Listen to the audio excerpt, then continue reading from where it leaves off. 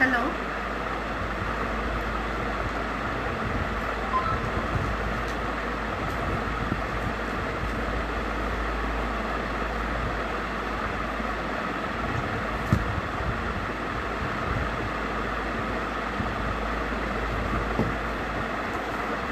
নমস্কার।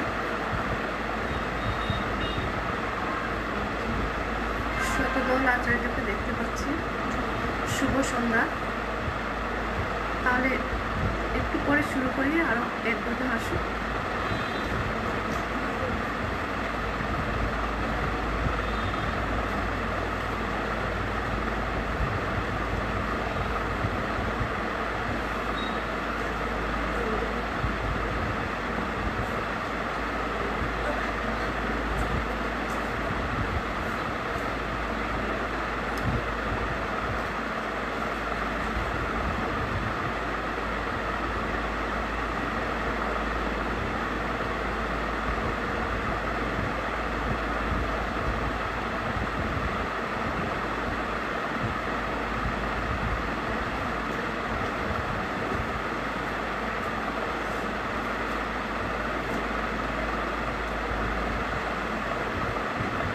শতদল আচার্য শুভ সন্ধ্যা। প্রাঞ্জল পাল শুভ সন্ধ্যা। আচ্ছা, আমি কি একটু পরে শুরু করব?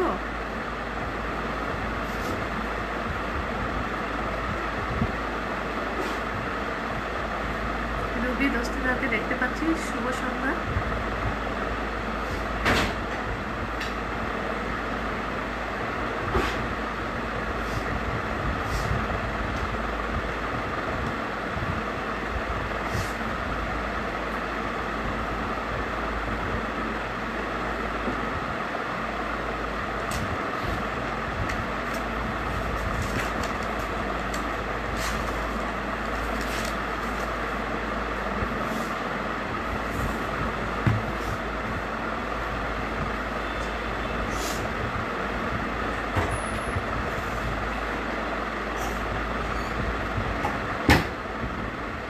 ঠিক আছে, আমি এখন অনুষ্ঠান শুরু করছি।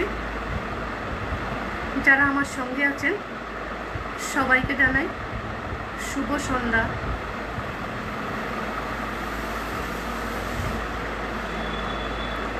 নমস্কার, সবাইকে জানাই সুস্বাগতম। ধন্যবাদ জানাই বন্ধু এই সোশিয়াল লিটারারি গ্রুপের সম্পাদক শতদল আচার্যকে, যিনি আমাকে লাইভে আসার আমন্ত্রণ জানিয়েছেন। তো ওনার আহ্বানে সাড়া দিয়ে আজ আমার এখানে আসা। এই দুর্যোগ সময়ে এমন একটি উদ্যোগ সত্যই প্রশংসনীয়। গৃহবন্দী মানুষ, মন খারাপ, কত মৃত্যু, সব কিছু নিয়ে এক ভয়াবহ পরিবেশ। তার মধ্যে যদি এই লাইভ অনুষ্ঠানগুলো থেকে আমরা যদি এই সন্ত্রাসটাকে একটু জয় করতে পারি তাহলে ক্ষতি কী? এতে করে মনটাও অনেকটা ভালো থাকে এবং অনেকে ভালোও রাখা যায়।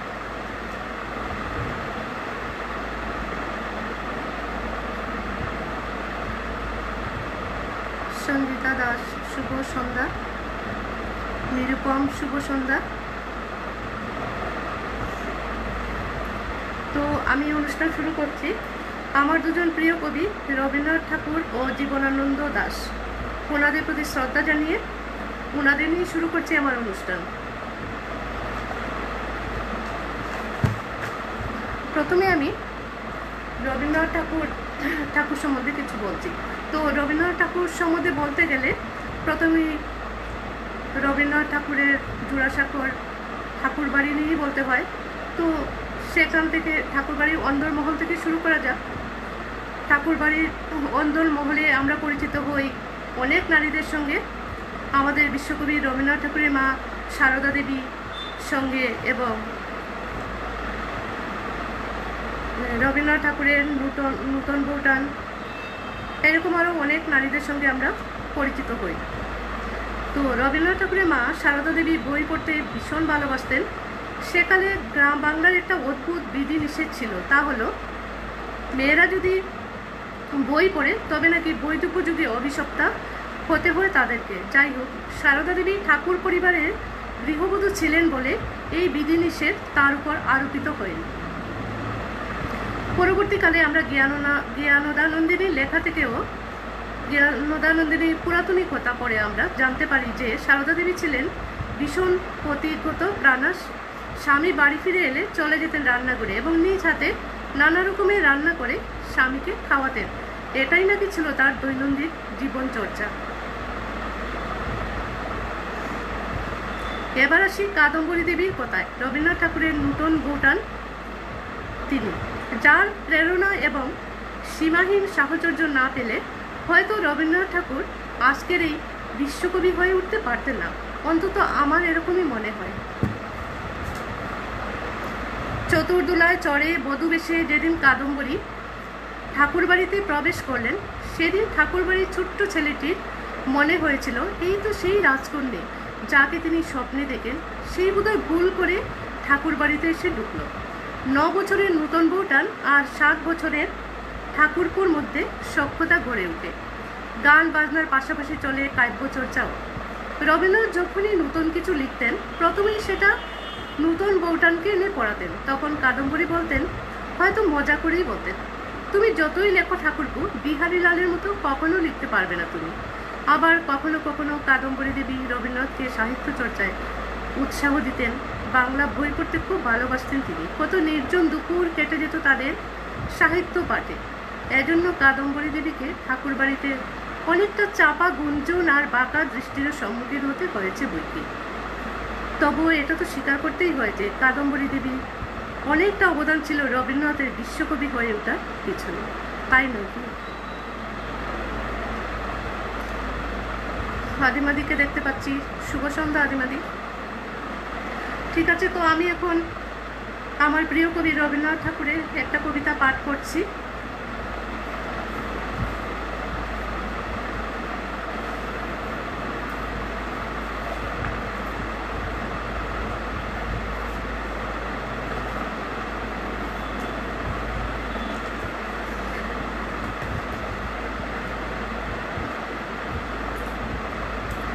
রবীন্দ্রনাথ ঠাকুরের নির্জরের স্বপ্নভঙ্গ।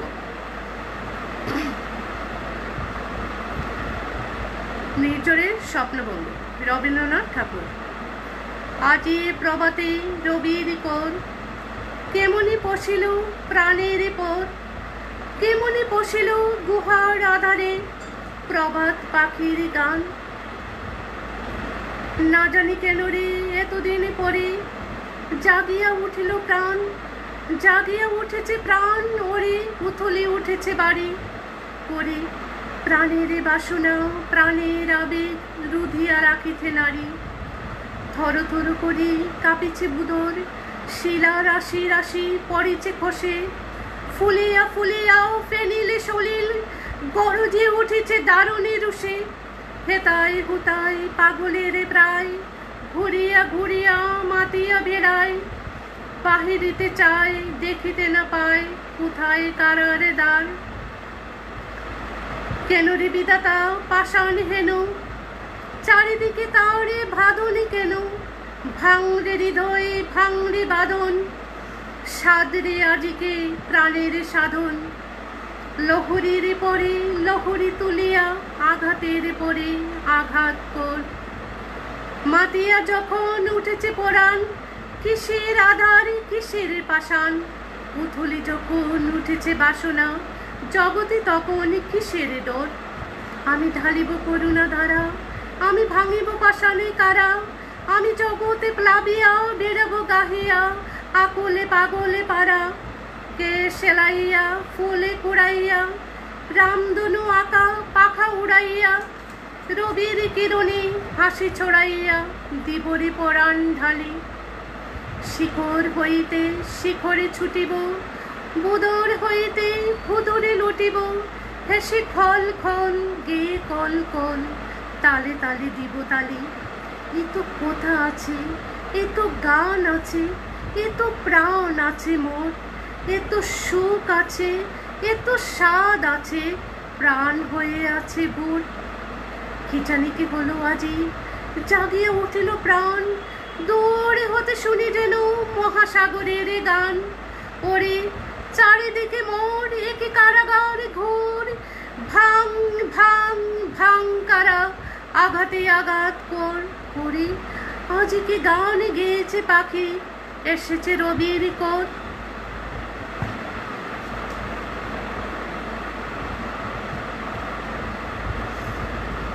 রীতা চন্দ্রকে দেখতে পাচ্ছি, ধন্যবাদ। শিপ্রা দাস, খুব ভালো হয়েছে, দারুণ, ধন্যবাদ।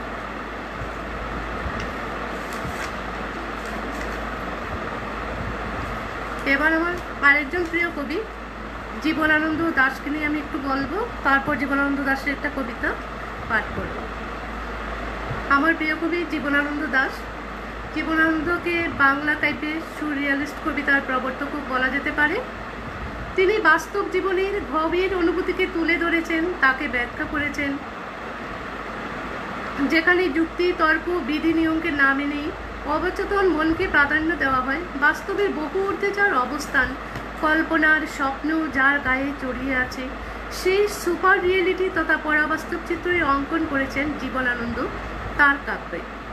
জীবনানন্দের বিখ্যাত কাব্যগ্রন্থ রূপসী বাংলায় দেখি শান্ত ধীর লয়ে বাংলার রূপ এবং রূপের পিছনে স্মৃতি বিস্মৃতির আলো ছায়ায় ইতিহাসে কিংবদন্তিতে কত কোথায় জড়ানো প্রাণের সরু কালের চিরচঞ্চল গতি। জীবনানন্দের কবিতার আবেদন সরাসরি পৌঁছে যায় হৃদয়ের কাছে, তাতে কপটতা বা মালিন্য নেই এতটুকু। জীবনানন্দের কবিতা পড়ে আমরা অভিভূত হই, অসংযমী হই না। আমরা বিমুগ্ধ হই, পূর্ণতা অপচয়ে ছাপিয়ে যায় না। জীবনানন্দ জীবনের কবি, তার বাস্তব জীবনকে দেখার দৃষ্টিভঙ্গিও আলাদা। তিনি জীবনকে দেখেছেন ভিন্ন আঙ্গিকে। তিনি যে যুগের কবি, সে যুগে যক্ষায় দুঃখে মরে মানুষের মন। তিনি পরিত্রাণ দিয়েছেন সেই রোগ ব্যাধিগ্রস্ত জীবন থেকে মানুষকে শুনিয়েছেন হাসির গান, দিয়েছেন বেঁচে থাকার মন্ত্র। জীবনানন্দের কাব্যে একদিকে যেমন দেখা যায় প্রকৃতি প্রেম, তেমনি অপরদিকে রয়েছে মৃত্যু চেতনা এবং তারই পাশাপাশি জীবনভূত। এবার সেই জীবনানন্দের কাব্য সম্ভারের অন্যতম শ্রেষ্ঠ কাব্য বনলতা সেন। বনলতা সেনের কথায়, যেটি তার নিজস্ব চেতনার আশ্চর্য দীপশিখা। এই কাব্যগ্রন্থটি যেন অনেকগুলি ফুলে গাঁথা একটি মালা। এই কাব্যগ্রন্থে মোট 30টি কবিতা রয়েছে। জীবনের ক্লান্তিকেও যে এত সুন্দরভাবে বর্ণনা করা যায়, কবি বনলতা সেন কবিতায় রয়েছে তার প্রকৃষ্ট প্রমাণ। হাজার বছর ধরে পথ হাঁটিতেছি পৃথিবীর পথে, আবার সেই ক্লান্তি থেকে পরিত্রাণের পথ খুঁজে নিয়েছেন কবি। আমারে দুদণ্ড শান্তি দিয়েছিল নাটোরের বনলতা সেন। এটিতে একদিকে যেমন প্রেমের আবহ, অন্যদিকে রয়েছে তেমনি মৃত্যু ভাবনাও। আরেকটি লাইনে কবি লিখেছেন ফুরায় জীবনের সব লেনদেন। তো আমি এখন জীবনানন্দ দাশের একটা কবিতা পাঠ করছি।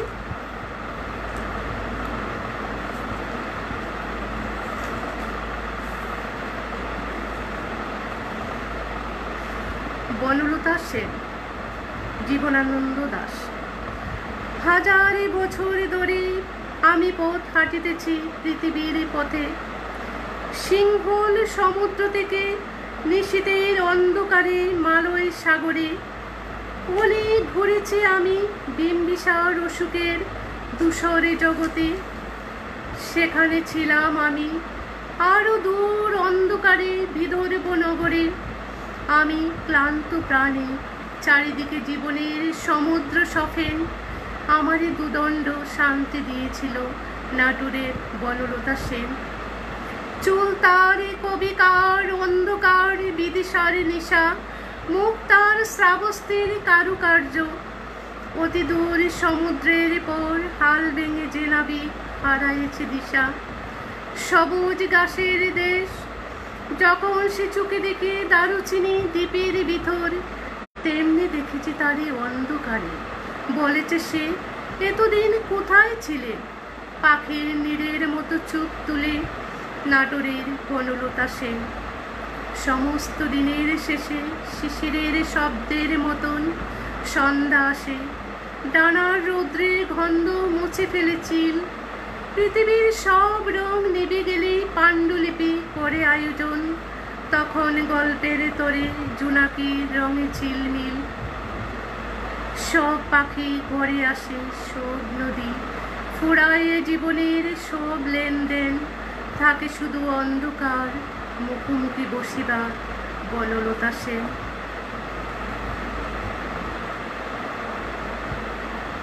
আবার একটু কমেন্টসগুলো দেখে নিই।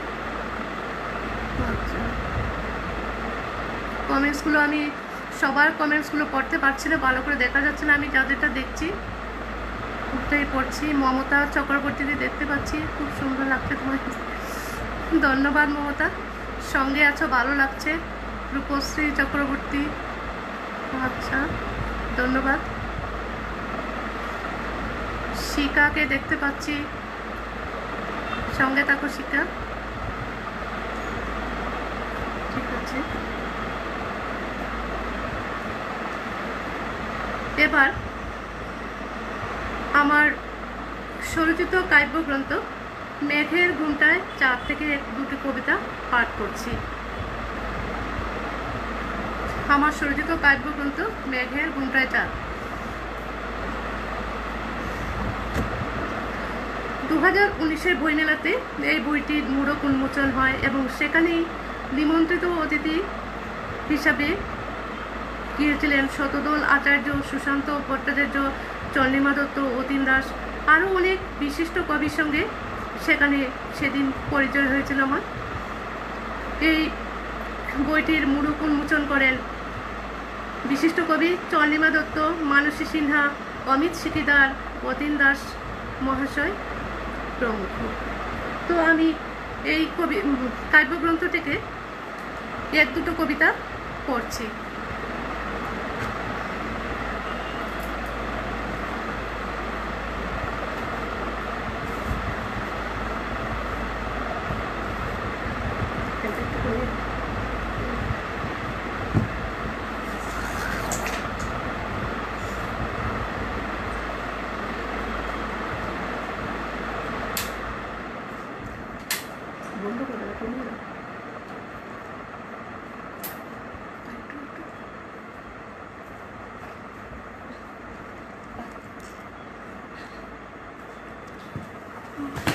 শুভ সন্ধ্যা বিদ্যুৎ চক্রবর্তী স্যার,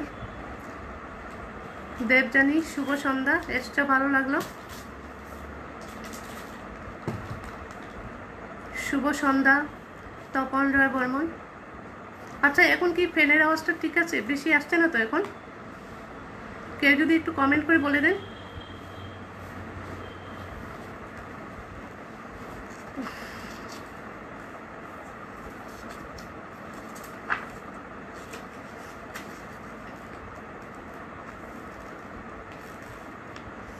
আচ্ছা, এবার আমি আমার বই থেকে প্রথম কবিতাটা, বইয়ের নামও মেঘের ঘুমটায় চাঁদ, আর কবিতাটার নামও মেঘের ঘুমটায় চাঁদ।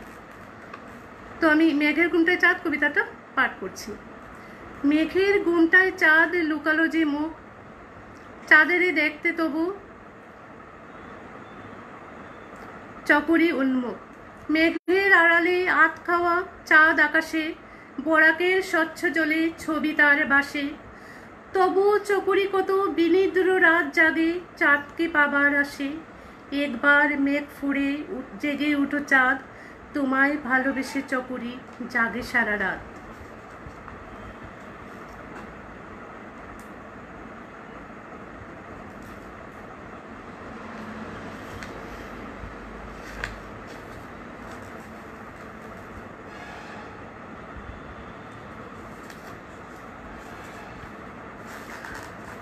তো এবার যেহেতু শরৎকাল, এখন যেহেতু শরৎকাল, পূজা আসছে, তাই একটা পুজো পুজো গন্ধ তো আছেই করোনাকাল হলেও। তো আমি এই বই থেকে শরতের একটা কবিতা পড়ছি। কবিতাটার নাম কাশফুল। শরৎ যে এসে পড়ল, তুমি কবে আসবে উৎসবের বার্তা নিয়ে শরতের রানার? মিলিয়ে যাওয়া সৌরভের মতো তোমার গায়ে ফিকে হয়ে আসা রং। কবে তুমি আসবে মাতৃপক্ষের আসার খবর নিয়ে? কবে তুমি চুপি চুপি এসে ঘরে ঘরে বাজিয়ে দেবে কুশির মাদল? তুমি আসলে ভালোবাসার রুদ্দুর আসন পাতবে, সন্ধ্যার রং হবে আরো ঝিলিমিলি, বুড়ের হাসিতে ঝরে পড়বে হিরে কুচি কুশি। তুমি তো জেসে রানার নও, তুমি কুশির রানার। তোমার কাজ শুধু উৎসবের খবর আনার। দিক চক্র বলে তোমার সাদা হাসি, যেন এ কপাট দিব শান্তি, যেন পুণ্যবৃত্তির অবসান। সবার থালায় জুঁই ফুলের মতো ভাত, সবার মাথায় ছাদ, আর মায়ের কোলে শিশুদের পরম নিরাপত্তা। তুমি তো কুশির খাম বিলাও প্রতিটি ঘরে ঘরে, তুমি শোনাও ভুদনের গল্প, তুমি মনে করিয়ে দাও আলতা সিঁদুর লাল পাড়ের শাড়ির কথা। তুমি খবর দাও কাসর ঘণ্টার ডাকের বাজনার, রঙিন চুড়িমালা ফুলের সুগন্ধ, ধূপ দর্পণ অঞ্জলি, কলাবৌ স্নান আর সন্ধি পুজোর। তুমি বাতাসে মাথা দুলিয়ে মায়ের স্তব গান করো, তুমি যেন বাউলের একতারা, তুমি কাশফুল।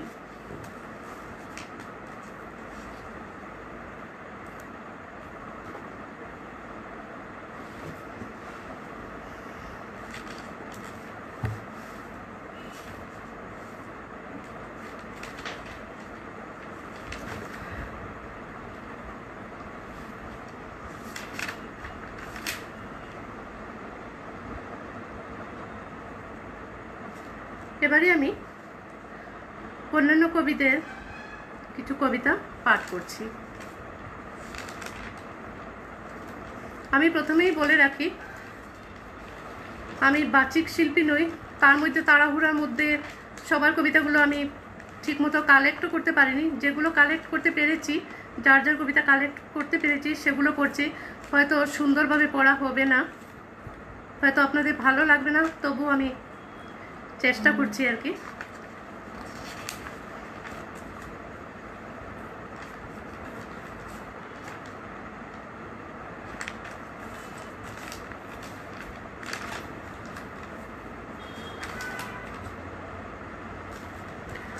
তো আমি প্রথমে পাঠ করছি দেশ আর বাবা। লিখেছেন শতদল আচার্য। আমি প্রথমেই বলে নিচ্ছি, হয়তো আমার ঠিকমতো সুন্দরভাবে হয়তো পাঠ করতে পারবো না, সেই জন্য প্রথমেই আমি ক্ষমা চেয়ে নিচ্ছি। আমি শুধু চেষ্টা করে যাচ্ছি, এই মাত্র আপনাদের কবিতাগুলো পাঠ করে আমি শুধু চেষ্টা করে যাচ্ছি। আপনাদের যদি ভালো লাগে তাহলে আমি নিশ্চয়ই খুশি হব, সেটাই। তো এবার আমি পাঠ করছি শতদল আচার্যের লেখা দেশ আর বাবা কবিতাটা। আমাকে চিনতে পারছেন? সত্যিই পারিনি। আমার বাবা ঠিক পারেন, কোন শব্দ, কোন সুর, কোন জেলা, কোন গ্রাম বলে যান এক নাগারে। মাছ বিক্রেতা থেকে সবজিওয়ালা, বাবার সাথে ওদের কত গল্প। ছোটবেলা থেকে দেখে আসা পরিচিত একটা ছবি বাবা জানতেন। বাবা বলতেন দেশের কাকটা নাকি খুব চেনা জানা লাগে। সত্যি কবিতাটা ভীষণ সুন্দর। সেই যে মাটির টান, বিটের টান, যেটা আমাদের আজন্ম থেকে যায়, সেই টানকে, সেই বিটে মাটির আজন্ম টানকে কবি শতদল আচার্য ভীষণ সুন্দর করে তার কবিতায় তুলে ধরেছেন।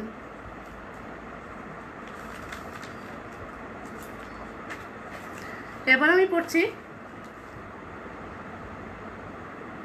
কবি গৌরব চক্রবর্তীর লেখা পুনর্জন্মের কাহিনী।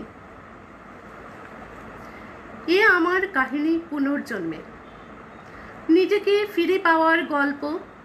তোমার হাত ধরে আমার শহরটাকে আবার খুঁজে পাওয়ার কথা। তাই অলিগলি ভ্রমণ আর অজস্র গল্পের গড্ডালিকায় বয়ে যাওয়া রুশ সন্ধ্যায় 1 প্লেট মোমো আর হাফ প্লেট চাউমিন ডাক পাঠায় মনের ঠিকানায়। তাই আড্ডা বসে তোমার সাথে, বইমেলা থেকে গুলদিঘি, হোয়াটসঅ্যাপ থেকে ফেসবুক।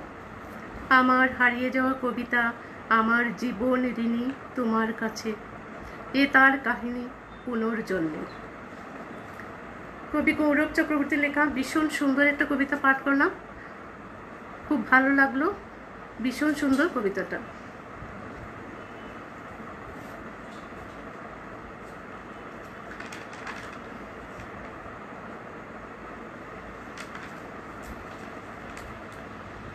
এবার পড়ছি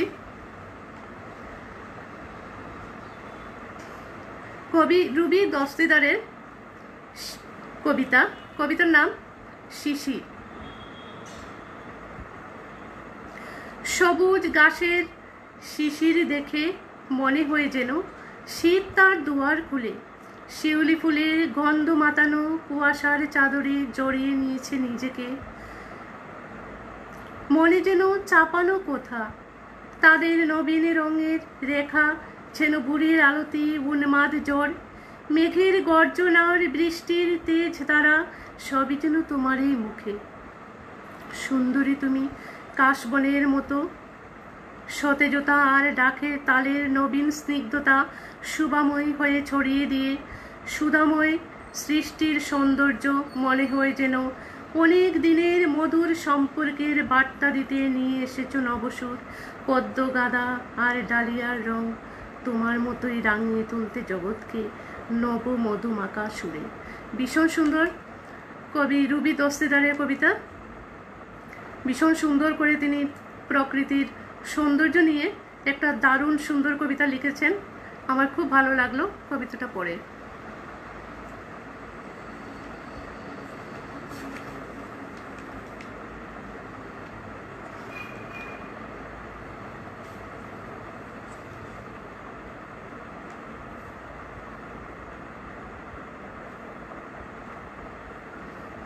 নিরুপম শর্মা চৌধুরী, শুভ সন্ধ্যা। ধন্যবাদ আসার জন্য, সঙ্গে থাকুন।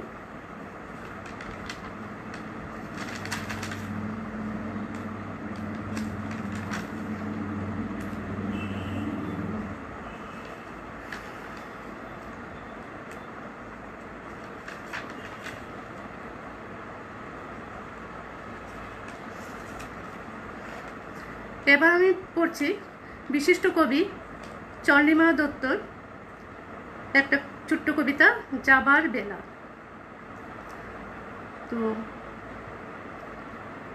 সমর্পণের যা কিছু দিয়েছি নিঃশর্ত, আজ বালুচরে একাকী কুটির, সকাল সন্ধ্যা সে বন্ধুর মতো দিয়েছি আনন্দে, নিতে চাই না যে আর, নীলে সকলই বোঝা হবে পাতার কুটিরে, মহালীলা আজ মগ্ন নগ্ন মহাকালে। ভীষণ সুন্দর কবিতা লিখেন চন্দ্রিমাদি। তো ওনার আর বেশি কবিতা আমি কালেক্ট করতে পারিনি, একটাই করেছি, এটা পড়লাম।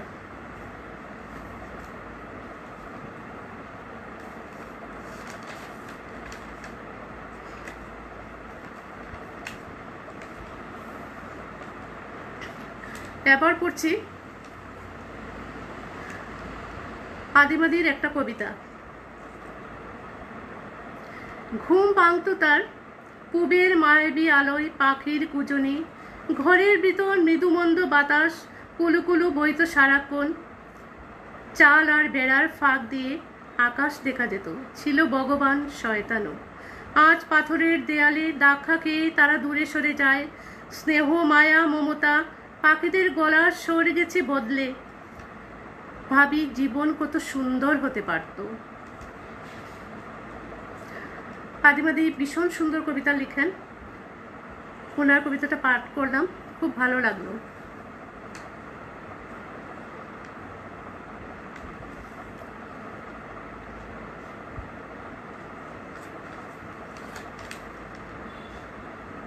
এখন একটু কমেন্টসগুলো দেখে নেই। নিরুপম শর্মা চৌধুরী, খুব ভালো হচ্ছে দিদির অনুষ্ঠান, ধন্যবাদ ভাই, সঙ্গে থাকুন। মমতা চক্রবর্তী, ভালো লাগছে গো, আন্তরিক পাঠ, অনেক অনেক ভালোবাসা মমতা চক্রবর্তী। রুবি দস্তিদার, নাইস, ধন্যবাদ। শিকা, খুব ভালো লাগছে, সঙ্গে থেকো শিকা।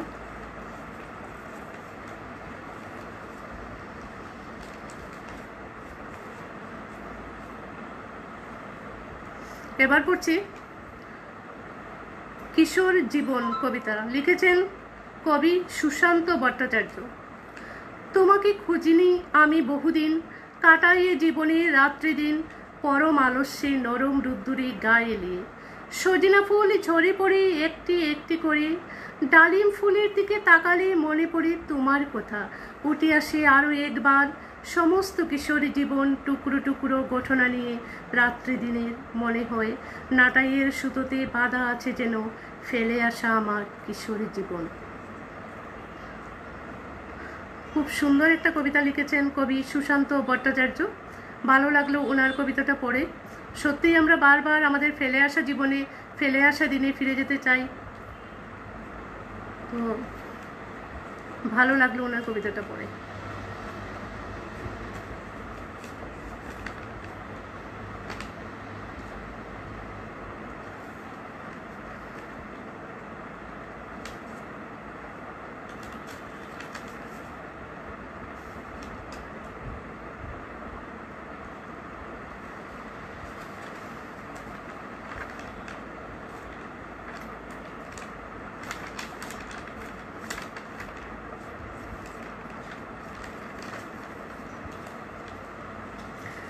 এবার পড়ছি আরেকটা কবিতা। কবিতার নাম নারী, লিখেছেন রূপশ্রী চক্রবর্তী। স্বাধীন দেশে স্বাধীন নারী, আমি একাই চলতে পারি। নারী বলে শত্রু বয়ে ঘরের কোণে থাকতে নারী। জলে স্থলে অন্তরিক্ষে নারী জাতির অবাধ গতি।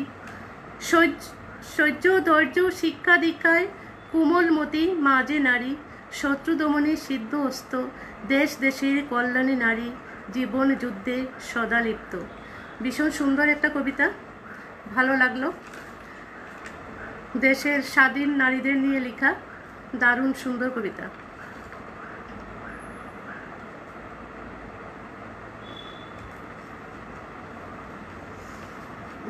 এবার পড়ছি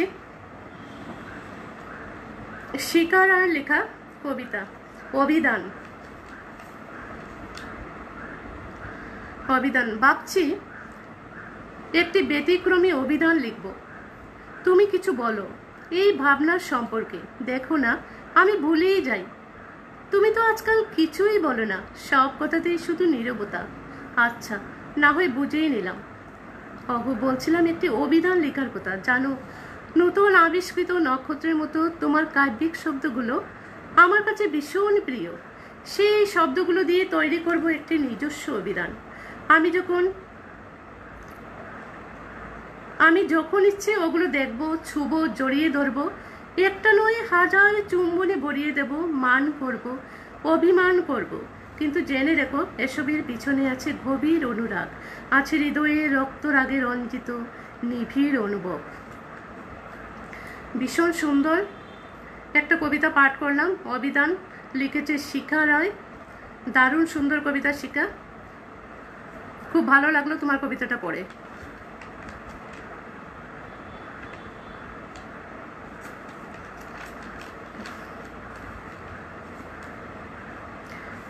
এবার পড়ছি কবি নিরুপম শর্মা চৌধুরীর একটা কবিতা। রোজ বেশে, কবিতার নাম বিস্ময়। রোজ বেসে যায় ওরা প্রতিশ্রুতির বানের তুড়ে, ছাইমাখা গা হলেও খড়কুটো নয় কোনো কালে। অথচ স্নানাহারহীন কয়েকটা দিন অনায়াসেই কাটিয়ে দিতে পারে মাইল ফলকও ঘেমে উঠে যাদের দেখে সবিস্ময়ে। না মাথায় কোনো গন্ধমাদন নয়, আসলে কেউ দেখেনি কোনোদিনই, তাতে থাকলেও থাকতে পারে অন্য কোনো বিশল্যকরণী। নিরুপম শর্মা চৌধুরীর বিস্ময় কবিতাটা পাঠ করলাম, সত্যি ভীষণ সুন্দর, খুব ভালো লাগলো।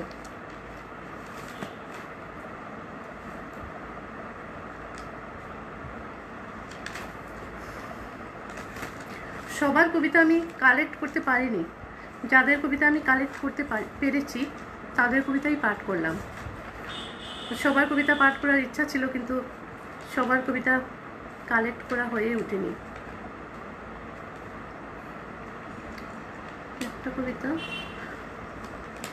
পড়ছি, এবার একটা কবিতা পড়ছি কবিগুরুর প্রয়াণ দিবসে লেখা। কবিগুরুর প্রয়াণ দিবসে লিখেছেন শিপ্রা দাস। বিশ্ব চরাচরের স্নিগ্ধ প্রভাত সূর্য, তুমি চিরন্তন, তুমি শাশ্বত। তোমার হৃদয়ের অমৃত দ্বার খোলা থাক, খোলা থাক সকলের কাছে চির মাধুর্যে। আসুক পৃথিবীতে যুদ্ধ বিগ্রহ নৈরাশ্য, প্রকৃতির খেলা মহামারী, তবু হে বিশ্বকবি সবার অন্তরে মহাকল্লোলেও বরণীয় স্মরণীয় হয়ে আছো আজ সকলের হৃদয় জুড়ে। কবিগুরুর প্রয়াণ দিবসে লেখা শিপ্রা দাসের কবিতাটা ভীষণ সুন্দর, ভালো লাগলো।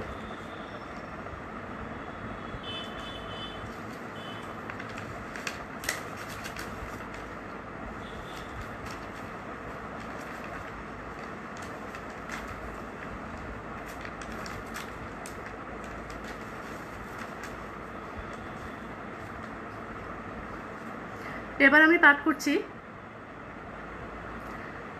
কবি মৃণাল কান্তি পণ্ডিতের লেখা আগমনী সুর। দুর্গাপূজা এসে গেছে এখন, তাই এই কবিতাটা ভীষণ প্রাসঙ্গিক। আমার ভীষণ ভালো লাগলো কবিতাটা পড়ে, তো ওনার কবিতাটা আমি পাঠ করছি। আগমনী সুর লিখেছেন কবি মৃণাল কান্তি পণ্ডিত। শুভ্র মেঘের লুকোচুরি খেলা শরৎ গগনে গগনে, নদী কুলে কুলে কাশফুলে দুলে দেবী পূজা মহালগনে। আগমনী সুরে মনোবীণা বাজে, বিরাজে মায়ের মূর্তরূপ কুশিতে। পরম্পরা বজায় রেখে মণ্ডপে মণ্ডপে মূর্তিগড়া চলছে মহা ধুমধামে। উৎসবের আমেজ চুকে বাসে আকাশে ভেসে উঠে শরতের রূপরাশি। মনে হয় এবার মা দুর্গা আসলে রূপ সুখ যাতনা সবই যাবে গুছে। ভীষণ সুন্দর কবিতা লিখেছেন কবি মৃণাল কান্তি পণ্ডিত। দাদা, আপনার কবিতাটা পাঠ করলাম, জানি না আপনি সঙ্গে আছেন কি না। খুব ভালো লাগলো আপনার কবিতাটা।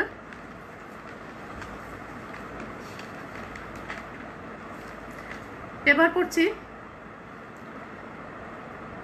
কবি অলকা গোস্বামীর কবিতা আমার শ্রদ্ধার গো। কবিতার নাম তুমি ছিলে, তুমি আছো, তুমি অজেয় অমর অনাদি অনন্ত অসীম। অতীতের দীর্ঘশ্বাস, বর্তমানের সন্দিগ্ন সত্তা, ভবিষ্যতের ইঙ্গিত, পরিবর্তনের স্রোত, তারই মাঝে স্নিগ্ধ শীতল তোমার করুণা, যার অমৃত দ্বারায় অবগাহন করে আছি আমরা আজও কিছুটা হলেও জীবন্ত মানুষ। খুব সুন্দর কবিতাটা লিখেছেন কবি অলকা গোস্বামী। ভীষণ ভালো লাগলো আমার কবিতাটা পাঠ করে।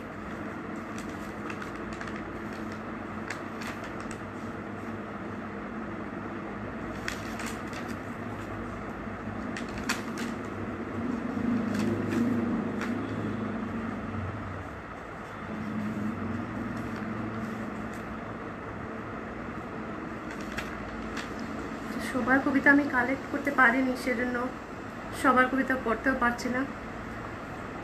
থাকলে পড়তে পারতাম, যদি কালেক্ট করতে পারতাম তাহলে পড়তে পারতাম। সেটা আমারই ডিসকোয়ালিফিকেশন, কালেক্ট করতে পারিনি। তো যাদের কালেক্ট করতে পেরেছি তাদের কবিতা পড়লাম।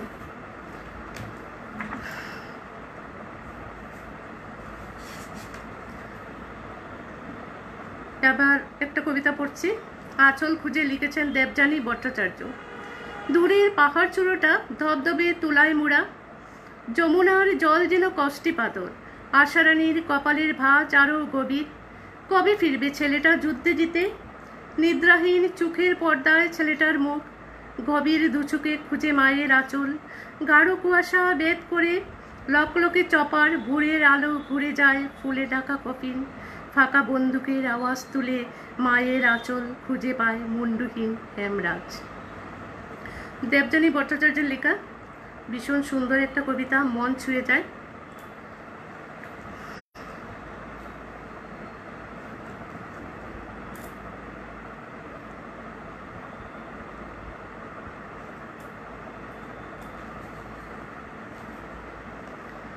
তো এবার আমি আমার রিসেন্ট লেখা কয়েকটা কবিতা পড়ি।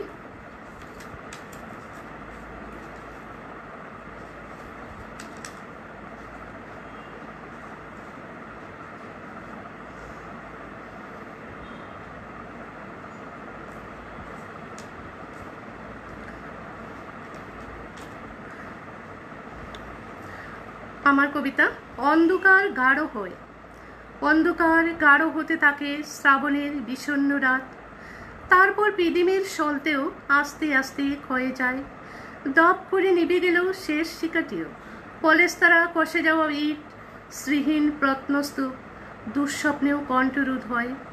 জলসে উঠে বন্দুকের নল, 2 নম্বরই ঔষধ খেয়ে মৃত্যু শিশুর, দর্শিতা কিশোরীর জিন্দাগুড়। পাথরের ফাটলে ফতুর জীবন, কিটে কাটা কাঠাই সম্বল। দাবিপত্র দাঁত খিচোয়, চাল চুয়া জলে বেচা দেনা পাওনার দলিল। বিকল হৃদয় জ্বলন্ত মেঘের নিচে ঝড়শীল, মৃত জ্বালামুখী থেকে উঠে আসে শতাব্দীর প্রাচীন ফসিল।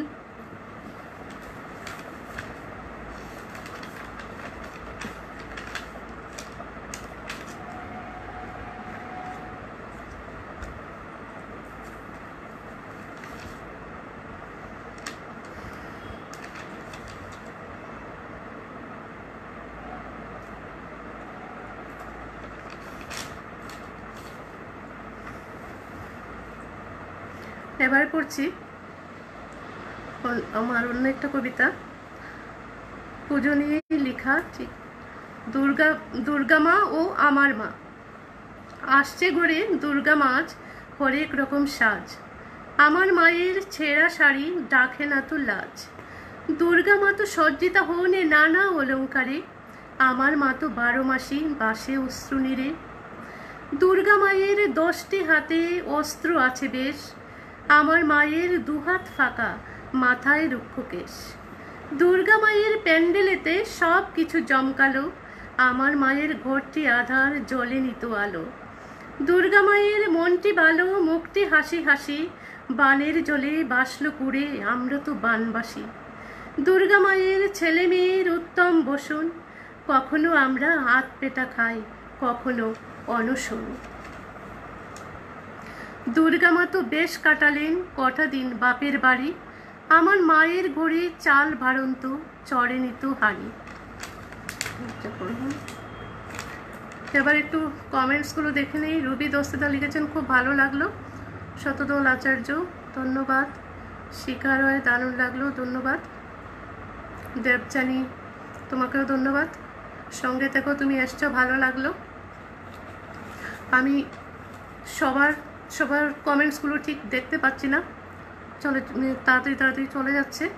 আমি পরে রিপ্লাই দিয়ে দেবো সবার কমেন্টসগুলো দেখে।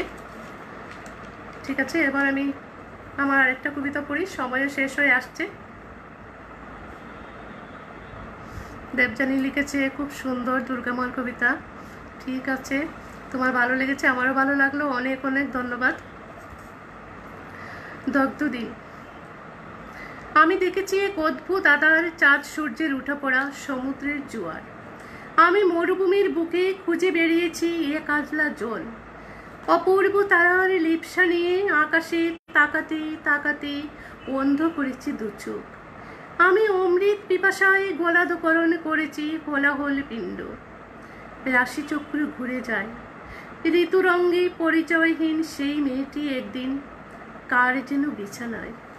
অমাবস্যার কালো রাত, কার যেন মুখাগ্নির আলোতে দেখেছিলাম এক লোমশ হাত, অনাবৃত উরুদেশ, সেই দেহ প্রবণতা, পায়ের তলায় ঢেউয়ের মতো চূড়াবালি। তারপর সব কিছু শেষ, শুধুই তলিয়ে যাওয়া। তলিয়ে গেল মেয়েটিও, তবুও আকাশের দিকে মুখ তুলে কি যেন বলেছিল সেদিন মহিনের ঘোড়াগুলি।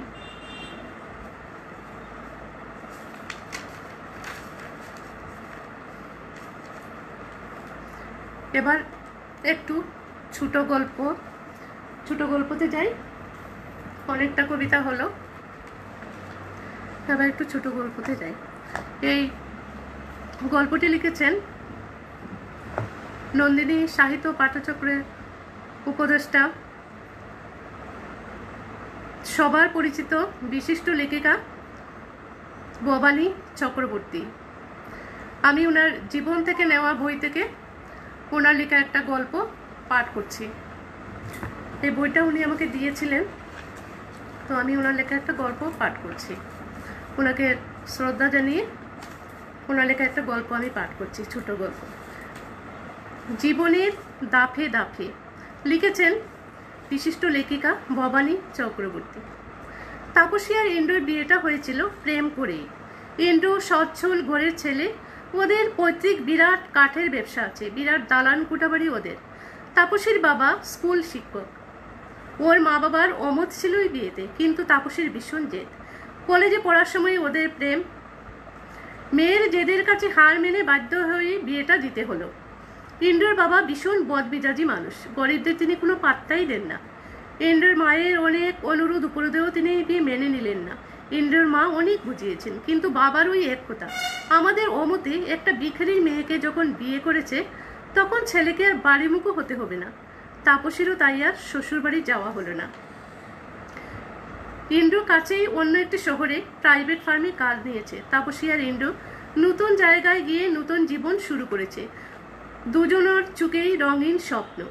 দেখতে দেখতে বছর ঘুরে গেল। তাপসী ভাবে, ইন্দ্র আমার জন্যই আজ তার মা বাবার স্নেহ থেকে বঞ্চিত। ওর খুব মন খারাপ লাগে। মাঝে মাঝে ইন্দ্রকে বলে, আমাকে তোমাদের বাড়িতে একবার নিয়ে চলো না, আমি তোমার মা বাবার সেবা করে ওদের খুশি করব, মন জয় করব। ইন্দ্র বলে, তুমি আমার মা বাবাকে চেনো না তাপসী, আরো কিছুদিন যাক, ধীরে ধীরে হয়তো তার রাগ করে যাবে, তখন নিজেই আমাদের ডেকে পাঠাবেন।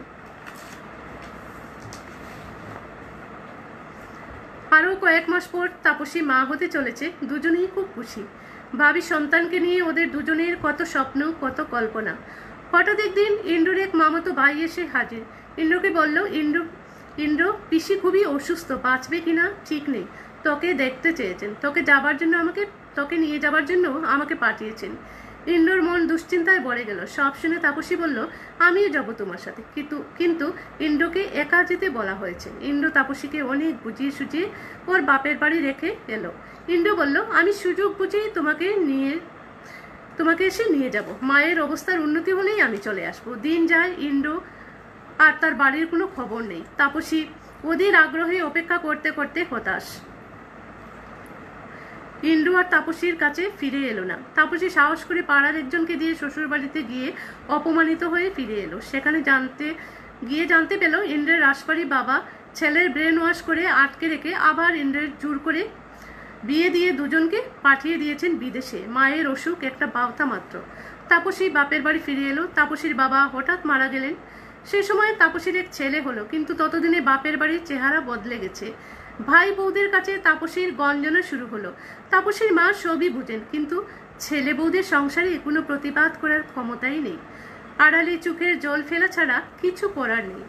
তাপসী কোনো রকম 6 মাস গঞ্জনা সহ্য করে একটা মাধ্যমিক স্কুলে চাকরি জোগাড় করে নিল। তারপর ছেলে এবং মাকে নিয়ে আলাদা বাড়িতে উঠে গেল। ছেলে রাজু ধীরে ধীরে বড় হচ্ছে, ক্রমে মায়ের যত্নে সে লেখাপড়ায় ভালো ফল করছে। তাপসী রাতে ঘুম হয় না, বুকে এক জগদ্দল পাথর চেপে বসে আছে। কি করে ইন্দ্র তাকে ভুলে গেল? তবে কি ইন্দ্রর ভালোবাসা ছিল লোক দেখানো, মেকি? প্রতি রাতে চোখের জলে বালিশ ভিজে পেছন থেকে রাজু মাকে জড়িয়ে ধরে, তাপসী ওকে বুকে টেনে নিয়ে আদর করে মাঝে মাঝে বলে, আমাকে ছেড়ে কোথাও যাস নে বাবা। না না মা, আমি কোথাও যাব না, তোমার কাছেই থাকবো, তুমি এ নিয়ে চিন্তা করো না মা।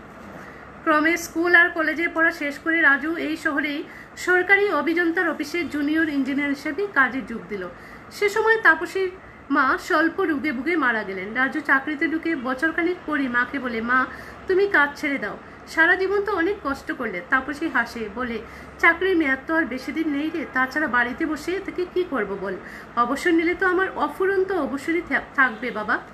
রাজু অফিসের একটি মেয়ের প্রেমে পড়েছে, এই খবরটা অবশ্য তাপসীর কানে গেছে। একদিন তাপসী রাজুকে বলল, আমি মেয়েটির বাবা মার সঙ্গে দেখা করে কথা বলতে চাই। আমি চাই আমার ঘরের লক্ষ্মী ঘরে আসুক, বিয়েটা তাড়াতাড়ি হলেই ভালো। তোদের সংসারে নিয়ে আমার অনেক স্বপ্ন, আমার বাড়িতে একটা মেয়ে এসে সংসারটা পূর্ণ করবে, সারা বাড়ি ঘুরে বেড়াবে, এটাই তো চাই। মাস 3 পর রাজু রিনার বিয়ে হলো। তাপসী খুব খুশি, ওর মেয়ের সব পূর্ণ হলো। আনন্দে ওদের দিনগুলি কাটছে। রিনা চাকরি ছেড়ে দিল। শাশুড়িকে সে ভালোই বাসে, কিন্তু বছর ঘুরতেই শুরু হলো অশান্তি। রিনার আজকাল মনে হয় যে রাজু খুব মাগেশা, মায়ের যাতে কোনো অসুবিধা না হয় সেদিকে রাজুর খুব নজর। রিনাকেও সে মায়ের খেয়াল রাখতে বলে। রিনা কিন্তু আজকাল উল্টো বুঝতে শুরু করেছে। ওর মনে হয় যে রাজু যেন ওকে অবহেলা করছে। রাজু ওকে বুঝায়, দেখো আমার মা জীবনে সুখ পায়নি, আমাকে অনেক কষ্টে মানুষ করেছে, আমি এখন উপযুক্ত হয়েছি, এখন তুমি আর আমি দুজনে মিলে মাকে সুখে রাখবো, মা যাতে বাকি জীবনটাতে সুখের মুখ দেখতে পারে। রিনার ভিতর প্রতিশোধ নেবার স্পৃহা। রাজু ওকে কত যে বুঝায়, কিন্তু রিনার ওই এক কথা, আমরা আলাদা বাড়িতে থাকবো, তা না হলে তোমার সঙ্গে আমার সব সম্পর্ক ছিন্ন করে ফিরে যাব। তাপসী সব জানতে পেরে একদম স্তব্ধ। রাতটা নিদ্রাহীন কাটিয়ে রাজুকে ডেকে তাপসী বলল, রিনা যখন চাইছে তখন তোরা নিশ্চয়ই আলাদা বাড়িতে যাবি, তোদের সুখই আমার সুখ। কিন্তু মা তুমি? আমার চিন্তা করিস না বাবা, মাঝে মাঝে তোরা তো এসে খবর নিবি।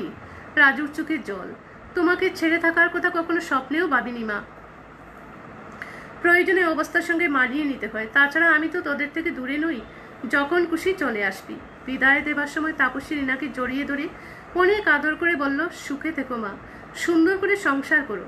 নিজে শক্ত হয়ে হাসি মুখে ওদের বিদায় জানালো, কিন্তু ভিতরে ভিতরে একদম ব্যঙ্গে পড়েছে তাপসী। চোখের জল বাদ মানে না। বাড়িটাতে বড় একা লাগে, পুরনো দিনের কথা চোখে বাসে, রাতে ঘুম আসে না। অবসর নেবার কিছুদিন আগে তাপসী হঠাৎ একদিন স্কুলে অসুস্থ হয়ে পড়ে। মাথায় প্রচণ্ড ব্যথা ও জ্বর। স্কুলের সহকর্মীরা ওকে বাড়ি নিয়ে এলো।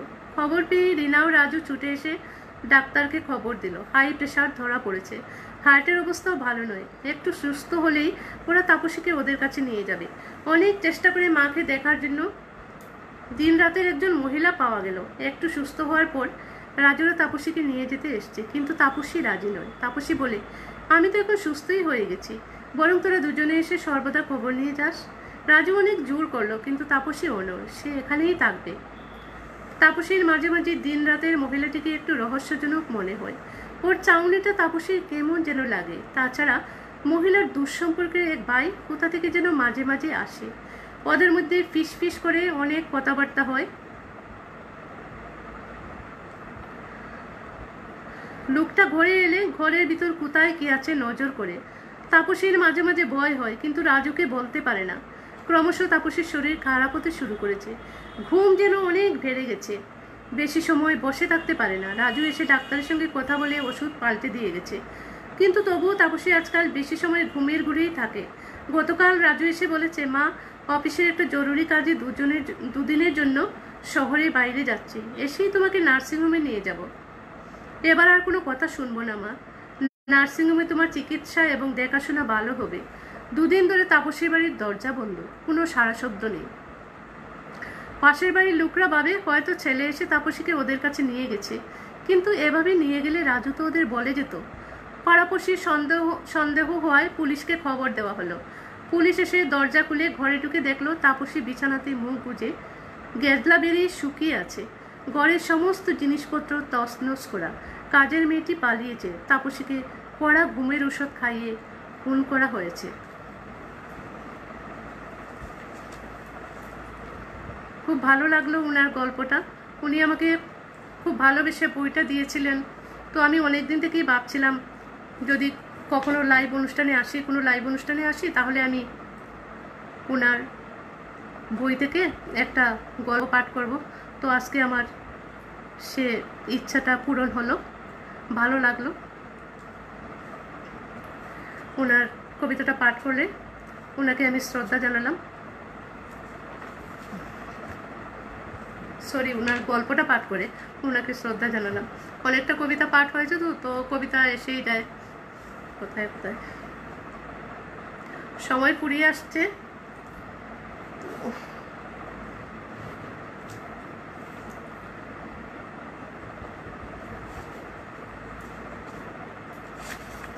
এবার আমি একটা কবিতা পাঠ করছি।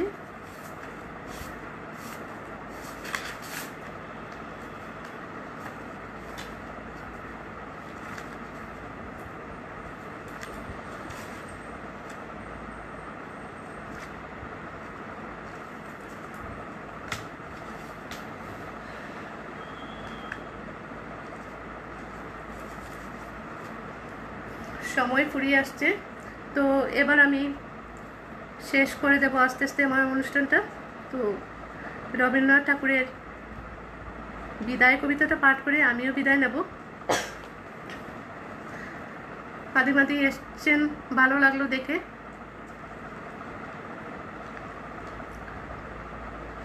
তো আমি এবার পাঠ করছি রবীন্দ্রনাথ ঠাকুরের বিদায় কবিতাটা। কালের যাত্রার ধ্বনি শুনিতে কি পাও, তারি রোদ নিত্যই উদাও, জাগাইছি অন্তরিক্ষে হৃদয় স্পন্দন, চক্রে পিষ্ট আধারের বক্ষ ফাটা তারার ক্রন্দন। অগবন্ধু সেই ধাবমান কাল, জড়াই ধরিল মোরে ফেলি তার জাল, তুলে নিল দ্রুতরথে দুঃসাহসী ভ্রমণের পথে। তোমা হতে বহু দূরে মনে হয় অজস্র মৃত্যুরে পার হয়ে আসিলাম। আজি নবপ্রভাতের শিখর চূড়ায় রথের চঞ্চল বেগ হাওয়ায় ওড়ায় আমার পুরনো নাম। ফিরিবার পথ নাহি, দূর হতে যদি দেখো চাহি, পারিবে না চিনিতে আমায়। হে বন্ধু বিদায়। কোনদিন কর্মহীন পূর্ণ অবকাশে বসন্ত বাতাসে অতীতের তীর হতে যে রাত্রে বহিবে দীর্ঘশ্বাস, ঝরা বকুলের কান্না ব্যথিবে আকাশ, সেই ক্ষণে খুঁজে দেখো কিছু মোরে পিছে রহিল সে। তোমার প্রাণের প্রান্তে বিস্মৃতি প্রদূষে হয়তো দিবে সে জ্যোতি, হয়তো ধরিবি কবু নাম হারা স্বপ্নের মূরতি। তবু সে তো স্বপ্ন নয়, সবচেয়ে সত্য মোর সেই মৃত্যুঞ্জয়, সে আমার প্রেম। তারে আমি রাখিয়া এলেম অপরিবর্তন অর্ঘ তোমার উদ্দেশ্যে, পরিবর্তনের স্রোতে আমি যাই বেশি কালের যাত্রায়। হে বন্ধু বিদায়। তোমার হয়নি কোনো ক্ষতি, মর্তেন মৃত্তিকা মোর তাই দিয়ে অমৃত মূরতি, যদি সৃষ্টি করে থাকো তাহারই আরতি। হোক তবু সন্ধ্যাবেলা পূজার সে খেলা, বেগাত পাবে না মোর প্রত্যহের ম্লান স্পর্শ লেগে। তৃষার্ত আবেগ বেগে ভ্রষ্ট নাহি হবে তার কোনো ফুল নৈবেদ্যের থালে। তোমার মানুষ বুঝে সযত্নে সাজালে, যে ভাব রসের পাত্র বাণীর তৃষায়, তার সাথে দিব না মিশায়ে। যা মোরে ধুলির ধন, যা মোরে চক্ষের জলে বিছে। আজও তুমি নিজে হয়তো বা করিবে রচন, মোর স্মৃতিটুকু দিয়ে স্বপ্নাবিষ্ট তোমার বচন। ভার তার না রহিবে, না রহিবে তাই। হে বন্ধু বিদায়। মোর লাগি করিও না সুখ, আমার রয়েছে কর্ম, আমার রয়েছে বিশ্বলোক। মোর পাত্র রিক্ত হয় নাই, শূন্যেরে করিব পূর্ণ এই ব্রত বহিব সদাই। উৎকণ্ঠ আমার লাগি যদি কেহ প্রতীক্ষিয়া থাকে, সেই ধন্য করিবে আমাকে। শুক্লপক্ষ হতে আনি রজনীগন্ধার বৃন্তকানি, যে পারে সাজাতে অর্ঘ্যথালা। কৃষ্ণপক্ষ রাতে যে আমারে দেখিবারে পায় অসীম ক্ষমায়। ভালো মন্দ মিলায় সকলি, এবার পূজায় তারে আপনারে দিতে চাই বলি। তোমারে যা দিয়েছিল তার পেয়েছ নিঃশেষ অধিকার। হেতা মোরে তিলে তিলে দান, করুণে মুহূর্তগুলি গণ্ডূষ বরিয়া করে পান। হৃদয় অঞ্জলি হতে মম, অগ তুমি নিরুপম হে ঐশ্বর্যবান। তোমারে যা দিয়েছিল সে তোমারই দান, গ্রহণে করেছ যত ঋণী তত করেছ আমায়। হে বন্ধু বিদায়। রবীন্দ্রনাথ ঠাকুরের কবিতাটা পাঠ করলাম। সবাই যারা এতক্ষণ ধরে আমার সঙ্গে ছিলেন সবাইকে অনেক অনেক ধন্যবাদ জানাচ্ছি। সবার কমেন্টস হয়তো আমি ঠিকমতো পড়তে পারিনি, এই সময়ে উত্তর দিতে পারিনি, পরে দেখে আমি সবার কমেন্টসের উত্তর দিয়ে দেব। আদিমাদি, শিপ্রা দাস, আরও যারা আমার সঙ্গে আছেন, শতদোয়াল আচার্য, যারা সঙ্গে আছেন সবাইকে, স্মৃতি দত্ত, সবাইকে আমি পড়তে পারছি না, কিন্তু সবাই আমার যারা সঙ্গে ছিলেন এতক্ষণ ধরে অনুষ্ঠান দেখেছেন সবাইকে জানাই আন্তরিক ধন্যবাদ। সবাই খুব ভালো থাকুন, সুস্থ থাকুন এই কামনা করে আজকে এখানেই বিদায় নিচ্ছি। শুভরাত্রি।